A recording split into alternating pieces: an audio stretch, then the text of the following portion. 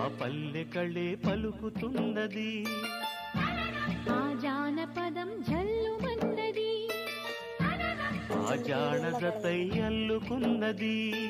మొగలి పువ్వు మహారాజుకి మొదటి కానుక, ఎదను పరిచి వేసేయన ప్రణయ వేదిక. మల్లె నవ్వు మారాణి ఈ గొల్ల గోపిక, మూగ మనసు వింటున్నది మురళి గీతిక.